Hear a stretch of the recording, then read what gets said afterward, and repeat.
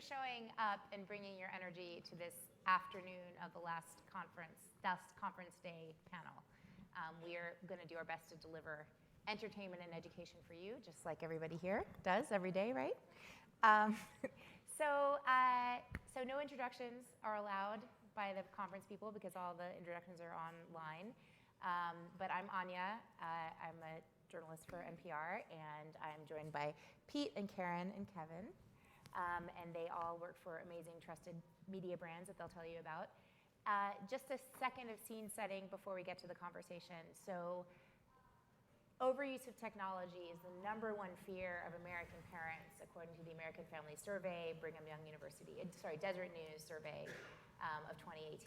Overuse of technology, the #1 fear. And that is a crazy thing to reflect on in the midst of a technology conference where we're learning about the promise of technology and being invited to consider how it could transform the lives of young people and future generations. And it is that tension that we're here to talk about, the tension between the transformative prospects of technology and digital media for our children, and then all of the contentious issues that come in that parents struggle with and that educators struggle with when thinking about how to create that future or enable that future and help our kids thrive and be the best that they can be. So I'm going to ask my panelists here to talk about this. You know, each of them, Discovery, Media, PBS, and the brand Epic, which is all about reading, they all represent trusted providers in the kids media space. And so each of you, your brand is quality, and I wonder how you think about how parents and how educators define high quality and define trust. And how do you uphold that within your companies? Great. Yeah. I'm happy to start. So, you know, in Discovery Education, we work with about 50 million students worldwide. We work with 5 million educators. So we're really focused on teachers. And so for us, high quality, you know, media, what does that mean? You know, asking other parents and educators around the office, you get a lot of different answers. What does it mean? Is it engaging? Is it instructionally sound? Is it standards aligned? And so for us, we are a company of educators, and so we've established a rubric that essentially says we want it to be engaging, we want it to be a safe place within our platform, and we want the focus to be you know, students understanding the context of what they're learning, so having it be really contextual and recent. And so what we do is we try to take supplemental and core content and wrap different types of media up in that. And so it's a mix of games, interactives, text, and what we find is, you know, being a trusted source means putting all of those things together in a recipe and kind of moderating the use of those things in a way that teachers can make sense of. And we do that through the lens of professional learning. So we've got a big part of our organization that's dedicated on teaching teachers and that being a lifelong process. Yeah, so at PBS Kids, we look at not only the kid, but also the parent and the educator, and even our local stations. And I think parents really, they want their children to be in a safe, exciting, and entertaining environment. So at PBS, we really remain true to our philosophy that media can be used for good. And that's really based on the legacy and the vision of Mr. Fred Rogers from Mr. Rogers' Neighborhood. So in terms of high quality content, PBS, we use educational advisors to help us create frameworks for curriculum. And those educational advisors work really closely with all of our world-class producers and writers, and they sort of guide them through creating really fun, engaging, and entertaining content and ensuring that that content is educational as well. And in terms of trust, we always make sure that our content is developmentally age appropriate. Our audience is for kids ages 2 to 8 years of age. And we're COPPA compliant. We never take any personal identifiable information from kids. We're also non-commercial, so we never have any ads or anything, advertisement during shows or streaming or games for our kids. And I think the last thing is that we really curate the content very closely. We don't have an algorithm that's telling kids what to see next. We really sort of empower kids to choose content within our safe PBS Kids space across all of our platforms. So I don't know how many people know about Epic and what we do, so I'll say that. These companies are a little better known than we are. Oh, good, a bunch of hands went up. So we're the leading digital reading platform in the world. Kids read 300 million books last year on Epic.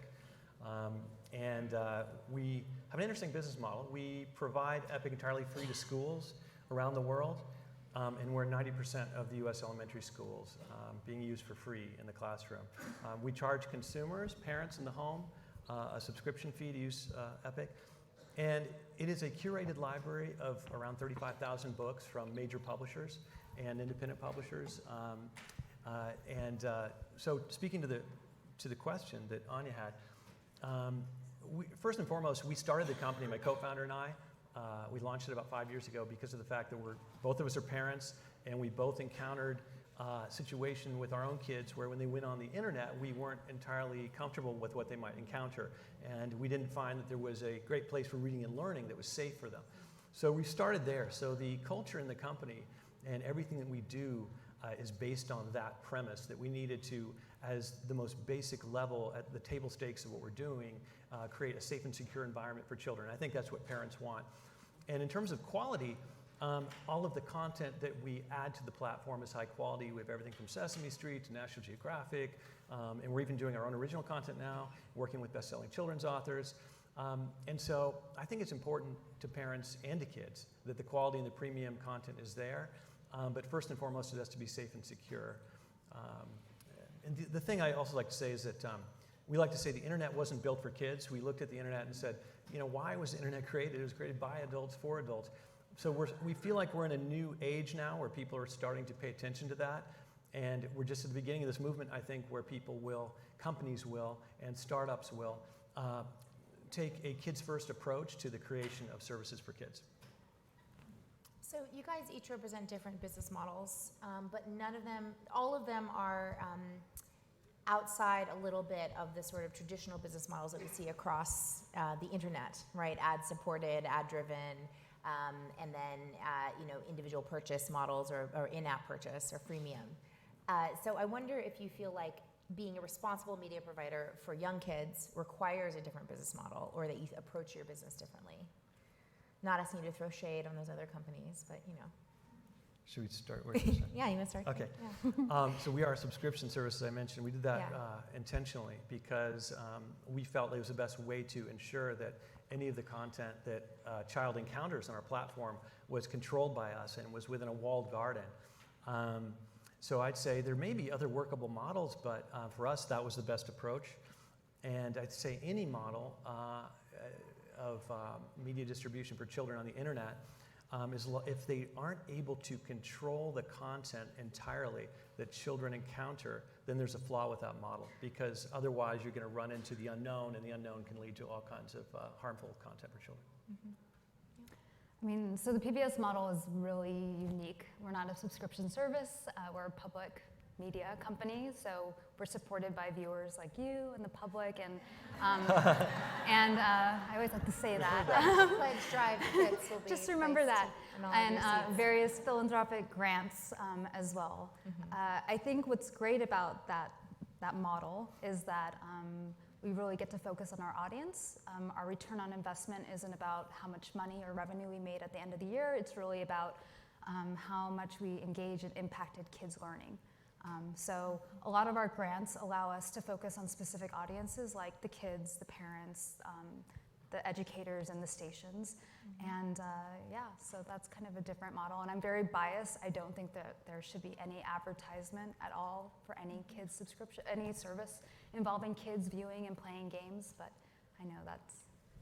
But I mean, I know because my kids access your content on platforms like YouTube. Is there a smudging of the line there when you're lending your halo to a broader universe of kids content that's not curated? Yeah, so we're, even on YouTube, we're pretty strict. We don't do any pop-up ads or anything like that. But Sesame, I don't know if anyone from Sesame is here, but they do have some pop-up ads. We're just, YouTube for us, for PBS, is a known space, and we just try to make it as safe as possible from what we can control. So we don't have any pop-up ads, and we try to make that algorithm as friendly as possible so that people can stay within our channel. But again, that's probably a wish that we'd like. In reality, it's not so much. It's complicated for sure. Very complicated. Yeah. What about you? Yeah, and for us, we're a subscription service, so we sell directly to schools. So we work mostly with public school districts. So similar to Kevin, what that lets us do is there's no advertisements in our platform. When you're logged into Discovery Education, either as a teacher or a student, we want you to be really focused on what you're doing, and particularly at younger ages, that distraction component is something we're conscious of. Something we work on as a product and design team is how do we kind of curate and get that to a place where there's the least distraction possible, and if you're reading or if you're viewing something, that there's maximum focus on the activity you're taking place in. So from a business model perspective, for us, the equivalents are things like OER, right? So I think the difference Open between educational resources. right. So I think for us, being a subscription partner with districts, what we're able to do is take a pedagogical model, align curriculum, content, and standards to that, and do that work on behalf of public school districts. And so we think that allows educators and curriculum advisors to really focus on the educator component of what they do, rather than trying to assemble their own content curriculum from scratch. Yeah, definitely. And I'm glad that you mentioned that idea of sort of optimizing engagement. I mean, I think everybody in the content business is trying to, first of all, we're all competing. And if you're in the content business, I'm in the content business too. I do radio, right? We're all competing for a limited amount of time and attention, right? And we want to measure that. We want to measure that engagement, and we want to optimize it, right? But do you think that when you think about content optimization and engagement optimization, how do you do that when you have young children and young children's developing minds and the habit-forming nature of a lot of media consumption in particular? Are there any tricks that should be out of bounds, let's say? Are there any kind of algorithms or models that we should not be using when it comes to young kids? So I'll answer that one if you want. Yeah. So I think any algorithm that takes away the ability of the platform to ensure that the child's going to encounter safe, appropriate content is out of bounds, right?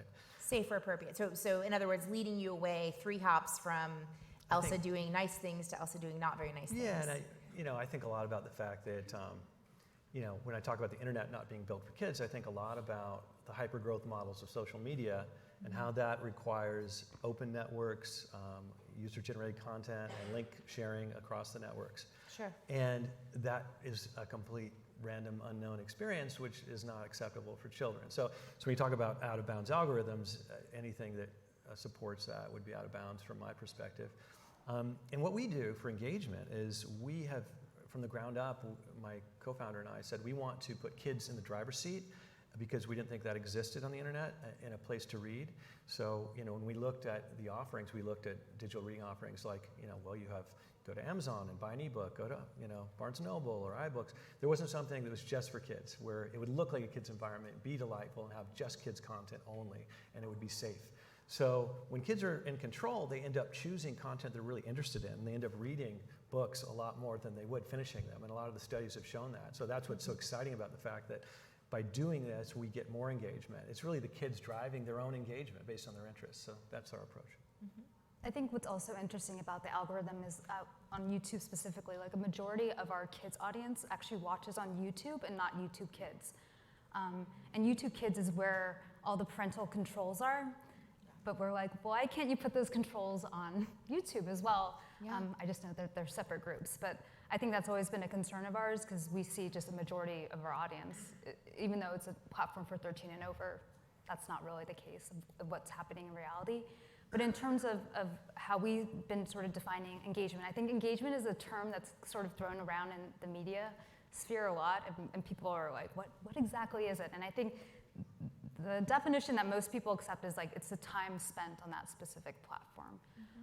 And we do look at that. We look at the time spent. We look at the amount of streams, the amount of downloads. But we also we kind of take a very holistic approach, and we look sort of beyond that, and we are interested in seeing how kids, parents, and teachers are interacting with our content beyond television and beyond watching our digital streaming platforms. We're looking at them, and what that means, I think, is like for kids, that might be they might watch a Wildcrats episode, and then after that episode about cheetahs, they want to play a game about cheetahs. Or it might be that they'll go outside and pretend they're a cheetah and then begin to ask like, what is the most fastest animal in the ocean or something. Very difficult to measure kind of things. Like for a parent, it might be, and I'm gonna use myself as an example, my daughter, who's 3.5, we watched Daniel Tiger's Neighborhood. Right before I left, she had a major meltdown, so I ended up singing, you know, the famous Daniel Tiger song, strategy song, grown-ups, come home. Yeah. To us, that also is sort of an engagement, and sort of we are always providing, we are creating tools, features, resources for all of our different audiences to sort of like use like small learning moments to sort of take things beyond the television and into real life. So we measure engagement that way, and it's extremely challenging, but we look at it more beyond than just the time spent on a platform. I think that's such a great point, and I hope we come back to it, because the whole idea of joint engagement and engagement coming off the screen and into the home is exactly what we want to be promoting. And the same thing with Epic, with people, kids following their interests. Maybe they go to the library or they have a conversation about something they read about. It's really, really, you know, it is more multidimensional than just the consumption alone. I am going to push back a little bit, though, because if you say that, okay, if there aren't these controls on YouTube regular, why don't you just pull PBS Kids off of YouTube and stay in the YouTube Kids zone? So you can't. You can't be only on YouTube Kids and not YouTube. You have to be on. So I should take this up with YouTube. Yes. Are they here? Are they here? That's a good question. So YouTube Kids launched in 2015, and we at PBS Kids were actually very late in the game with launching our channel. We actually launched our channel to coincide with YouTube Kids. Being on late, pbs.org. A PBS channel on YouTube. Okay. It was being late in the game had so many problems though, because a lot of people had illegally uploaded tons of our content already. Yes. And so we have been spending the past few years just trying to get a handle on that, because all that illegal content and pirated content out there was leading to things that were like not good. Yeah. So being late in the game, we wanted to ensure safe, like that when we were there, it would be safe, but at the same time, we realized that people were already putting up our content there and sort of already doing that. So it's been a big challenge for us, but a definite learning curve in that space. It's a real dilemma. Yeah, and not only that, but there's competing brands. Like there's that Indian brand that's come in, I forget what it's called, but it's like the biggest kids brand on YouTube for media. The Indian brand? It's an Indian brand. It's not the one with the weird videos. Or is it like the they're singing? No, they're not totally weird. It's a lot of like Wheels on the Bus. It's not totally off the charts weird. It's like pretty. It's like anyway. We'll talk about it later. Yeah. I was like, what about you, Pete? I mean, creepy algorithms. Right? Yes, Okay. algorithms. Yes, and consumption habits. So I think we think of students in cohorts. So I think there's an implicit, you know, as an adult, there's an implicit kind of social contract when I'm using the internet. I may be giving up some of my information for contextual and relevant content. I don't think you can have that expectation in a child in kindergarten. And so for how we think about it is, if you're a science learner, showing Mythbusters content or showing kind of some of the relevant content we have in the platform and treating you as a cohort is how we think about how to personalize content. And then how we use data is we very much use it in aggregate. So we use it as a true north of how to make our products better. We use it as a true north in terms of, you know, educating our customers on how they're using our products and how to get the most out of them. Yeah. But we don't look at the student necessarily as an individual the same way a school district does. We look at them as, you know, part of a big group, and we want to understand how those groups are behaving so that we can best address their needs using our products. And by being in schools, you have a great opportunity to measure engagement by grades and test scores and teacher evaluations and you know, all of these other things that go into the school ecosystem that kind of tell you how you're doing as a provider. Yep. So, and I think what we try to do there as much as we can is enable our school district partners to use whatever data we create as a company to kind of take that on their own. I mean, you can do controlled experiments as someone in the publishing game, but I think what we would prefer to do is provide that data back to our partners and let them use it and how they see fit. They know their students better. You think about controlling experiments, things like hunger, things like, you know, kids who are impoverished. Like, there's a lot of things you have to control for, and we like to work with our partners to let them view it through the right lens. Do you get anything interesting coming back? In terms of efficacy? From districts, yeah. Yeah, so I think what we see is, you know, the use of our products does drive, you know, improvements in test scores. I think improving just on test scores is probably not what we're most focused on. And a lot of what we try to do is engage offline. So we have science kits when you're doing science learning. We have hands-on activities in our STEM learning. So a lot of what we're trying to do is mix and match different forms of media, content, and activities. And that is probably, in our mind, the right recipe is using those in unison and not doing any one of them to measure efficacy. Got it. Makes sense. So just to follow up a little bit about models and algorithms, so the CEO of Netflix is famous for saying that his number one competitor was sleep. And when we're talking about young children, that's obviously a hugely problematic proposition for any contact provider. And so, my kid gets I get the Epic report from my daughter that says how many hours she spent reading, and I know that she reads before bed. And so I wonder how you guys each think about just consumption, knowing that it's not just about consumption, but this is a concern raised by parents of their kids in school and by parents at home of how much stuff is my kid taking in, and even when it's really great stuff, you can overdose even on vegetables. So how do you guys each think about consumption as a metric? I think about it. Should I go? Yeah, or maybe let Karin start. Go I don't ahead, know. She was Karin, on the. Did you have Do you want to wait? Yeah, and I'm thinking consumption as a metric. We definitely don't want kids on our platform like 24 hours a day. I think the average child spends about, I'm going to say 25 minutes on our video app, and on the games app 15 minutes. So we do know that that's the average that they're spending. I think what's really interesting, and I was going to bring this up at the last question, was every Friday I review the PBS Kids video app reviews, just to get a pulse on the product and just to hear reviews. And one of the most frequent reviews that we get is a parent saying, I want you to build a timer for the video app so that I can say 1 hour is all my child can consume. And I was like, I always take pause for that review because I'm like, that's really interesting. We can totally build that feature out for you. But I also think, like, why does the parent not feel empowered or powered to tell their child that they only can watch 1 hour of television? And I think I really want parents to start thinking of this device not necessarily as something to babysit or to entertain their child at a restaurant or in the car. That's not a bad thing. I'm not guilting anyone with that because I do that myself with my child. But really to be very cognizant and aware of what their child is watching and be okay with the fact that your child might have a little meltdown. But it's also really important for your child to know that there is only a small amount of time that they should be consuming content, and when is that a good time for kids? So I don't know if that answers the question, but I know that's just kind of like the idea that it's, parents don't, I was always surprised that some parents just don't think they have the power that the app should tell their child to shut down something. I mean, I think this is a super interesting kind of hot potato moment where, and I'm even sitting here simultaneously as someone who makes content and as a parent, and you are as well, where it's like the parent saying, help me do this, and you're kind of saying, no, it's your job. Yeah. Right? I don't write that in the review. I always say, thank you so much for your feedback. But yeah, I mean, we've always been debating whether or not we should build that timer experience. And I know YouTube Kids has it, but it's not a priority for us because we do hope that parents are a little more engaged with their kids and monitoring. Well, and there's a lot of companies who aim to make an app to save you from your tech problems, right? Which, whether that's family controls or Circle or lots of things like that. And I also do get parents coming back to me and saying, well, my kid is circumventing it and they're not listening to me. And it's like, in the end, yes, the technology is not going to solve this problem for you. But the question is, how much do parents feel like content providers, technology providers are trusted partners versus working at cross purposes? I think that's really that sounds like what I'm hearing in that review. Yeah.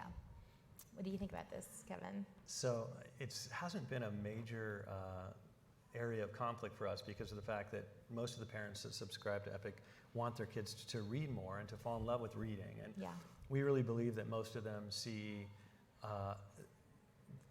the fact that if their child falls in love with reading and learning, that it's really a foundation for success and happiness in their lives going forward.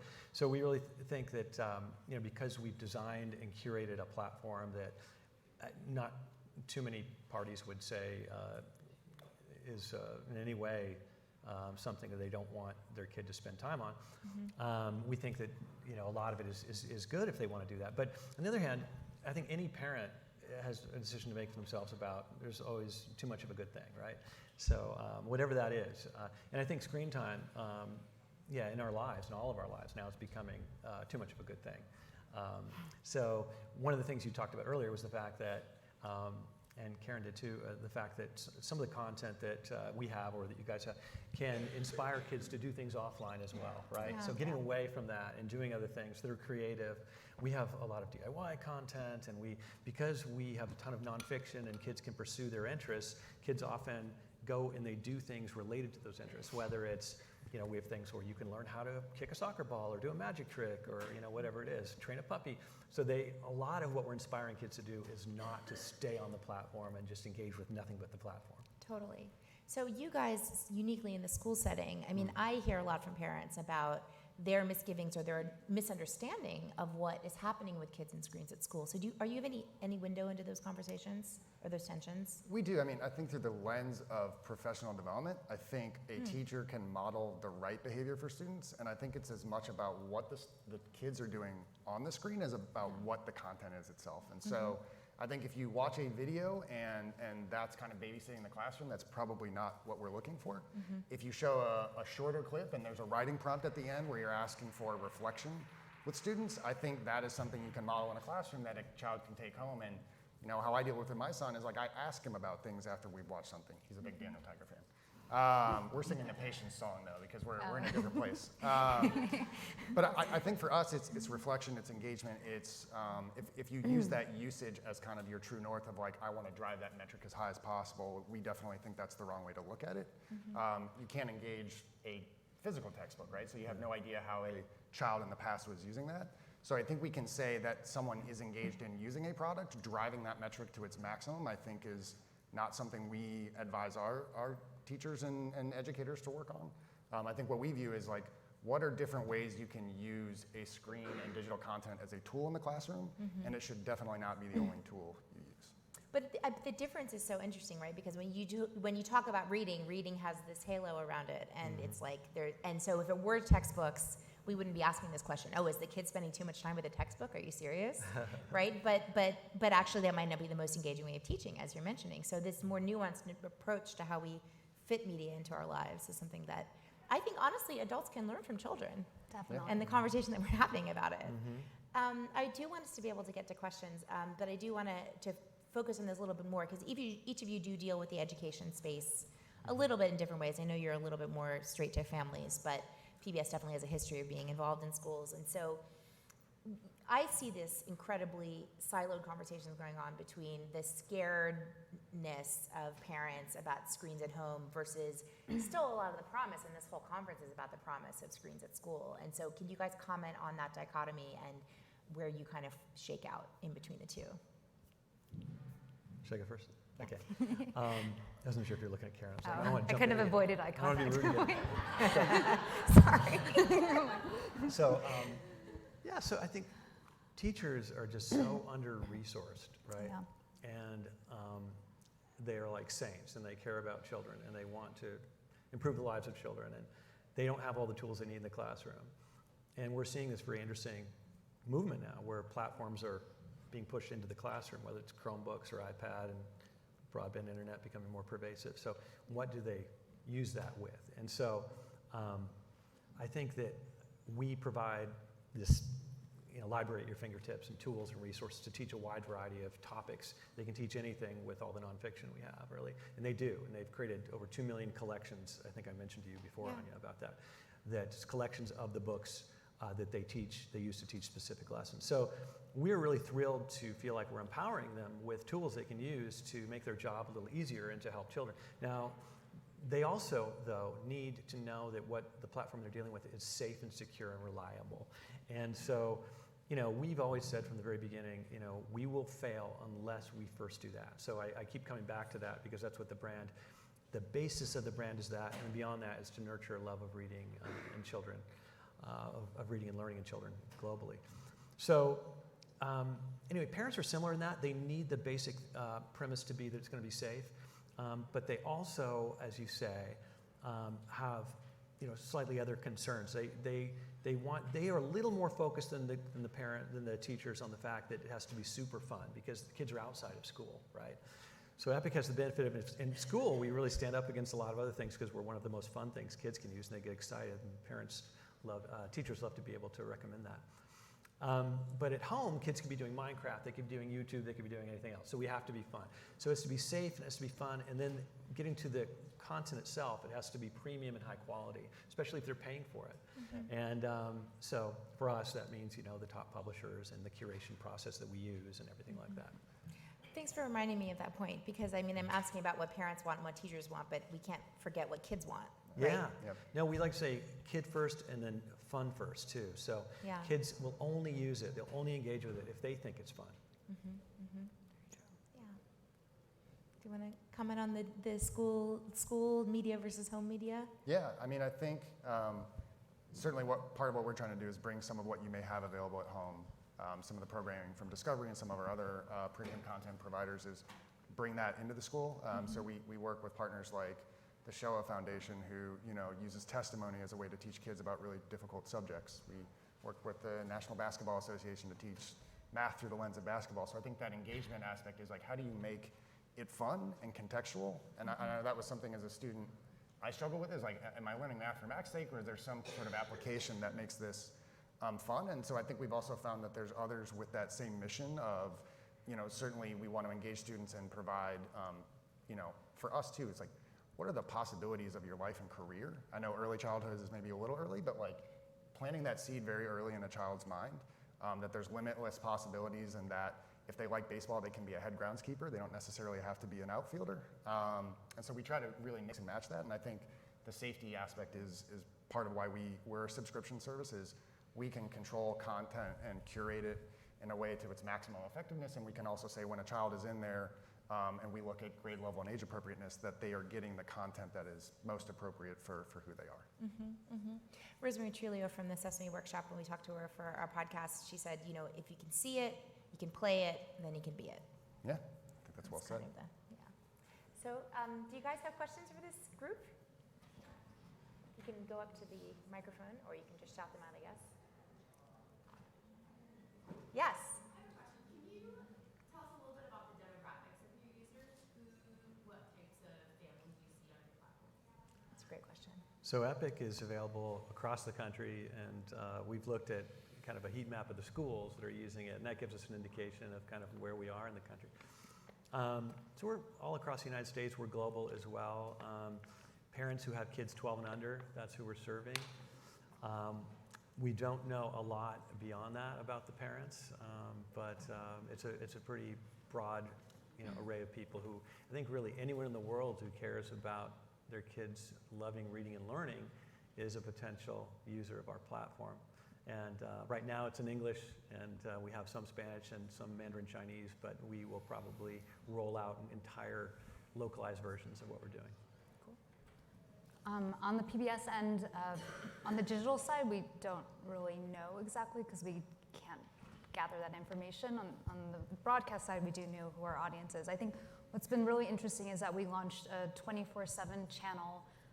A lot of people don't know that PBS isn't a 2 years ago, we didn't have a 24/7 channel, now we do. And what's been really interesting about that channel is that it's been really engaging for the low income and Latino audience, which has been really fascinating for us to see. But yeah, most of our audience we focus really on the low income audience, but it spans across everywhere. It's representative of the United States mostly.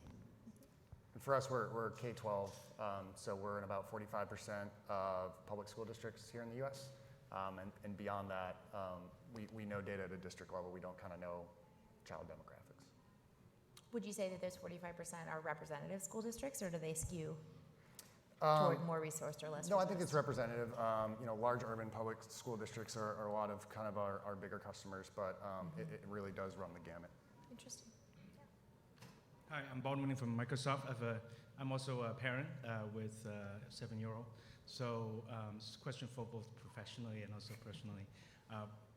These days, social media companies around the world, big ones, small ones, struggling with what's the degree of quality content and censorship, or about at the same time protect diversity. So can you speak to a little bit about your content when you curate? What's behind the scene? How do you make sure that you talk about the different sides of the spectrum of certain topics? It could be politics. It could be with the value. What's the definition of a family in this new world? Can you talk a little bit about that? How you self-manage, self-censor, etc. That's a really interesting question. Yeah. Should I take that? Yeah, sure. So on the PBS end, we have our programming team who really works closely with a lot of diverse producers just to ensure that we do sort of represent diverse families, diverse thoughts and communities. We tend to not get into politics. We try to avoid that at that age group because we are focused on a 2 to 8 demographic. But we always, because we're public media, the public kind of tells us a lot of what we're missing. I feel like they'll let us know. But generally, we try to, for all of our shows, just to have a diverse, ethnic backgrounds across all the different characters and everything like that. Sesame Street's a great example with, why am I blanking on her name? We talked about her yesterday with autism. Yeah, Julia. Julia, sorry, yes. So, we always make sure that we have different, characters that are involved. Yeah, we work with Sesame Street too, and I love the things they're doing, and they're an example of a high-quality content partner that we want to work with more. So we work with lots of educational publishers and trade publishers.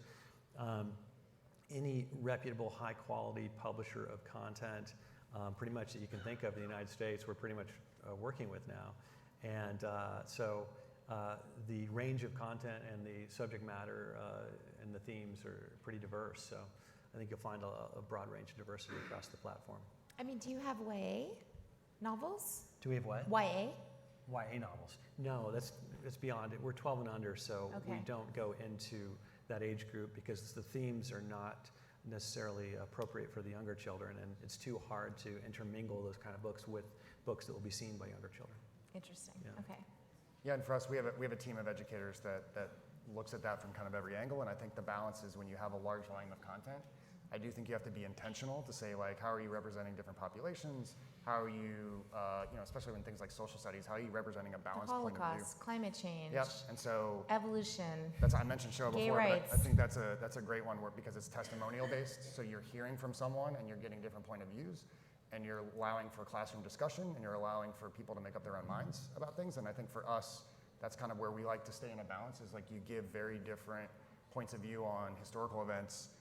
And then it's up to the classroom, it's up to the students, it's up to the teacher to have that dialogue. Mm-hmm. Hi, thanks for this. I'm Aiden from a startup called Bitsbox. We use a subscription model to teach people at home about coding for kids. And so we let kids build apps and blah, blah, blah, that kind of thing. We got started on the consumer side of things, and now we're looking at moving to schools as well.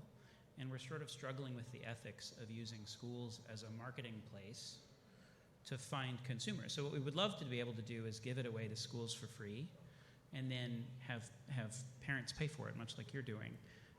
Can you talk a little bit about the sort of ethical struggle of saying that's your business model? And do you have any advice for companies like mine who are sort of struggling with that as well? Yeah, I'd be happy to talk about that. When we launched Epic as a consumer service, one of the first things that happened was that teachers came out of the woodwork to approach us and say, how can I get this? And we thought about the ways that we might be able to provide Epic to these teachers who were hungry for this resource to use in the classroom.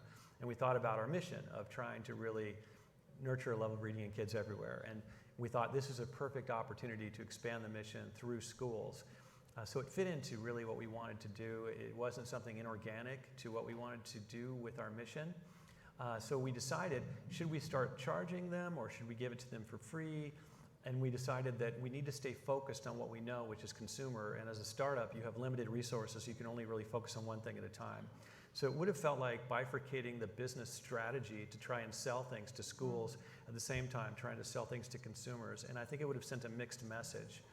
So because of that, we took a look and saw that other apps and services were doing this and that teachers were using free services in the classroom. We thought, let's just do that for the teachers. So we've not encountered any ethical dilemmas in doing this.